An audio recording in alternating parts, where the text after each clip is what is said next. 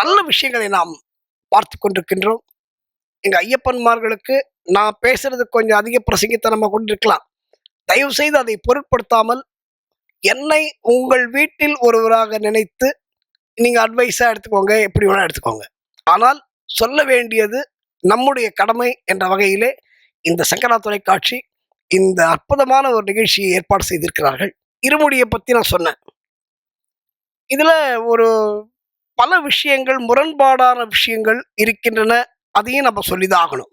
நிறைய பேர் இப்ப வசதிக்காக என்ன பண்றாங்க, இங்கேருந்து கார்ல போவாங்க, இல்ல இங்கேருந்து ட்ரெயின்ல போவாங்க, இங்கேருந்து வேன்ல போறாங்க, இங்கேருந்து ஃப்ளைட்ல போறாங்க. பல மார்க்கங்களுக்கு சபரிமலைக்கு போகிறார்கள். நீ எந்த மார்க்கத்துல போனாலும் சரி, உங்க வீட்டிலேருந்து இருமுடி கட்டிட்டு போகணும். அதுதான் நியதி. சரி, எங்க வீட்டுல முடியல, கோவில்ல இருந்து கட்டிட்டு போறோம். நீ எங்கேருந்து இப்போ உன்னோட டெஸ்டினேஷன் மெட்ராஸா இருந்ததுன்னா, சென்னையிலேருந்து நீ சபரிமலைக்கு இருமுடி கட்டிட்டு போகணும். இங்கே நிறச்சி, இங்கே இருமுடியை நிறச்சி இங்கேருந்து எடுத்துட்டு போகணும். கோயம்புத்தூர்லேருந்து போகிறவங்க அங்கேருந்து இருமுடி நிறச்சி அங்கேருந்து போகணும். மதுரையிலேருந்து, நாகர்கோயிலேருந்து, கன்னியாகுமரி, எப்படி வேணா இருக்கலாம். எங்கேருந்து போனாலும், ஏன் சிங்கப்பூர்லேருந்து வந்தாலும், இன்றைக்கும் மலேசியாலேருந்து பக்தர்கள், சிங்கப்பூர் பக்தர்கள், துபாய் பக்தர்கள், சவுத் ஆப்பிரிக்கா பக்தர்கள் எல்லாம் சபரிமலைக்கு வருகிறார்கள். எப்படி வராங்க தெரியுமா? அங்கேயே தேங்காயை நிறச்சிட்டு வராங்க. சரி, இப்போ நீங்க சொல்ற முரண்பாடு எங்க சார் இருக்குன்னு நீங்க கேட்கலாம்ல. ஃபாரின்லேருந்து வரவங்களுக்காவது வேற வழி இல்லைன்னு ஒரு ஒரு ஒரு எக்ஸ்கியூஸ் கொடுக்கலாம். ஆனா இங்கேருந்து போறவங்களும் என்ன பண்றாங்க, இங்கேருந்து அந்த இருமுடியை எடுத்துட்டு போறதுக்கு ஒரு சோம்பேறித்தனம். நான் இதை கடுமையாக சோம்பேறித்தனம் என்று சொல்வதற்கு காரணம், அந்த இருமுடியை நம்ம தலையில வச்சாச்சுன்னா, அந்த தலையிலேருந்து கால் வரைக்கும், நான் ஏற்கனவே சொல்ல பாருங்க, தலையிலேருந்து கால் வரைக்கும் இருக்கிற நம்ம உடம்புல இருக்கிற வியாதிகள் எல்லாம் இருமுடிய தலையில வச்ச உடனே போயிடுங்க. நீங்க எழுதி வச்சுக்கோங்க. என்னுடைய அனுபவமே இருக்கு. நான் மலைக்கு கிளம்பும்போது ஒரு வாட்டி எனக்கு ஜாண்டிஸ். டாக்டர்ஸ் சபரிமலைக்கு போகக்கூடாதுன்னு சொல்றாங்க. போகக்கூடாதுங்க, சபரிமலைக்கு போகக்கூடாது, அந்த கிளைமேட் கண்டிஷன்ஸ் ஒத்துக்காது, நீங்க ஜாண்டிஸ்ல இருக்கீங்க, அக்யூட் ஜாண்டிஸ்ல இருக்கீங்க, நீங்க மலைக்கு போகக்கூடாதுன்னு சொல்றாங்க. எங்க அப்பா தைரியமா சொன்னாரு. எங்க அப்பா யாருன்னு இப்ப சொல்றேன். வீரமணி சோமுன்னு கேள்விப்பட்டிருப்பீங்க. என்ன உங்களுக்கு எல்லாருக்கும் தெரியும். வீரமணி சோமு, வீரமணி என்னோட சித்தப்பா. எங்க சித்தப்பாவோட வீரமணியோட அண்ணா தான் சோமு. பள்ளிக்கட்டு சபரிமலைக்கு கல்லும் முள்ளும் காலுக்கு மெத்தை, சுவாமியே ஐயப்போ ஐயப்போ சுவாமியே. இந்த பாட்டு எங்கே மணக்குது சந்தனம், எங்கே மணக்குது ஐயப்ப சாமி கோவிலிலே சந்தனம் மணக்குது. அந்த பாட்டு. மாமலை சபரியிலே மணிகண்டன் சன்னிதானம், மாபெரும் பக்தர்களும் வணங்கிடும் சன்னிதானம். இது போன்ற நூற்றுக்கணக்கான, ஆயிரக்கணக்கான ஐயப்பன் பாடல்களை எழுதியவர் என்னுடைய தந்தையார் சோமு. அவர் எங்க குருசாமி கேட்டாரு, இந்த மாதிரி ராஜுக்கு ஜாண்டிஸ்ன்னு சொல்றாங்க, டாக்டர்ஸ் போகக்கூடாதுன்னு சொல்றாங்க அப்படின்னு சொன்னார். எங்க குருசாமி சொன்ன ஒரே வார்த்தை என்ன, இது என்னுடைய பெருமையை பறைசாற்றிக் கொள்வதற்கு இல்லை. எனக்கு நான் எனக்கு அதனாலதான் எனக்கு ஐயப்பன் ஃப்ரெண்டு அதெல்லாம் நான் சொல்லலை. எங்க குருசாமி ஒரே வார்த்தை என்ன தெரியுமா சொன்னாரு, ஏய் அவனுக்கு ஜாண்டிஸா இருக்கட்டும், டைஃபாய்டா இருக்கட்டும், என்ன வேணா இருக்கட்டும்டா, அவன் இருமுடியை தூக்கி அவன் தலையில வச்சான்னா அந்த ஜாண்டிஸாவது டைஃபாய்டாவது எல்லாம் போயிடுண்டான்னாரு. அப்போ இந்த நம்பிக்கை நமக்கு வேணும் ஐயப்பன்ட்ட. இந்த நம்பிக்கை வேணும். அதுதான் நான் ஏற்கனவே சொன்னேன். ஐயப்பன்ட்ட சரணாகதி நீ அடைஞ்சிட்ட அப்படின்னு சொன்னா உன்னுடைய வாழ்க்கை ஐயப்பனுடைய பொறுப்பு. ஐயப்பன் பார்த்து போவாங்க. அதனால கவலையே பட வேண்டாம்.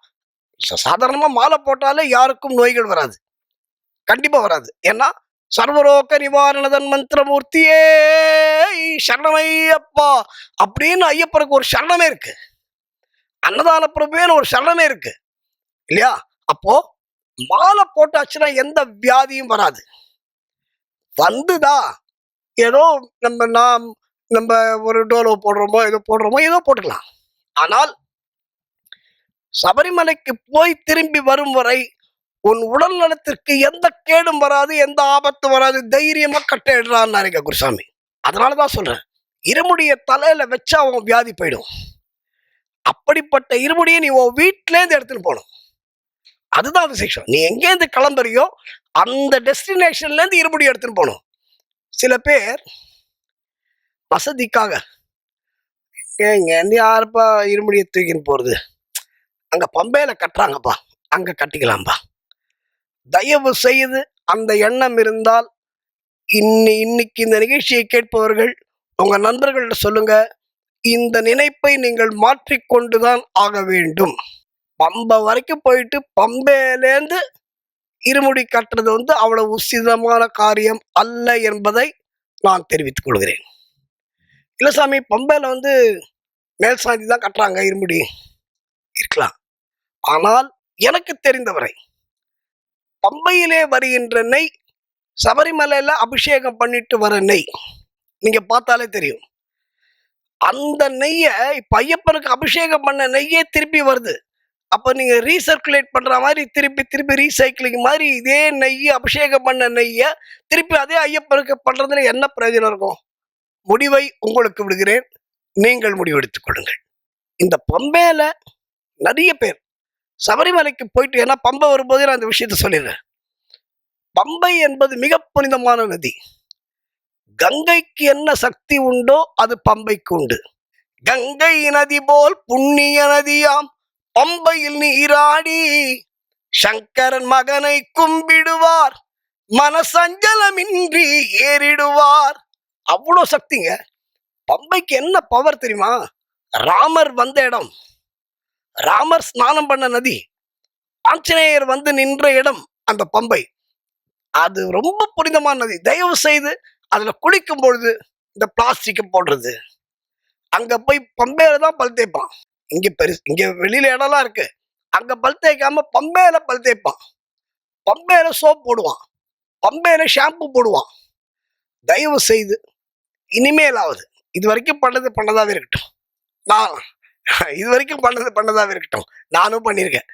ஆனால் இந்த விவரம் தெரிந்தவுடன் அந்த புனித நதியை களங்கப்படுத்த வேண்டாம் என்று நான் பணிவோடு கேட்டுக்கொள்கிறேன். அது மாதிரி பம்பையில குளிச்சுட்டு அந்த வேஷ்டியை பம்பையில விடுவான்.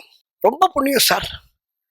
யாரோ தவறாக வழிகாட்டியிருக்கிறார்கள், அவர்களை நினைத்து நம்ம வருத்தம் தான் பட முடியுமே தவிர ஒன்று சொல்ல முடியாது. ஆனால் தயவு செய்து இந்த நிகழ்ச்சியை பார்ப்பவர்கள், இந்த ஏற்றுவிடப்பா ஐயப்பா பார்ப்பவர்கள், தயவு செய்து இனிமேல் அந்த துணியை பம்பையில் விழாதீர்கள் என்று நான் கேட்டுக்கொள்கிறேன். பம்பையில விட்டா மகாபாவம் துணி. அதுக்கு பதிலாக யாராவது அங்கே கஷ்டப்படுறவங்க இருப்பாங்க, அங்க நிறைய நம்ம இந்த குறவர் சமூகத்தை சேர்ந்தவர்களாம் இருப்பாங்க, சபரிமலையில பார்த்துருப்பீங்க. அவங்களுக்கு கொடுங்க. வஸ்திரதானம் என்பது மிகப்பெரிய தானம். அன்னதானம் எப்படி முக்கியமோ அது மாதிரி வஸ்திரதானம் ரொம்ப முக்கியம். அது உங்களோட சந்ததியை வாழ வைக்கும் இந்த வஸ்திரதானம். அதனால சபரிமலையில இருக்கிறவங்களுக்கு, கஷ்டப்படுறவங்களுக்கு, துணி கூட இல்லாம இருக்கிறவங்களுக்கு, நம்ம இன்னைக்கு நிறைய துணி வாங்குறோம், நம்ம இந்த கிழிஞ்ச வேஷ்டி தான் கொடுக்குறோம். அந்த கொடுப்பதை பம்பையில் போட்டு பாவத்தை சேர்த்து கொள்ளாமல் அங்க இருக்கிறவங்களை யூஸ் பண்ற மாதிரி அந்த உங்களது உடைகளை கொடுங்கள்.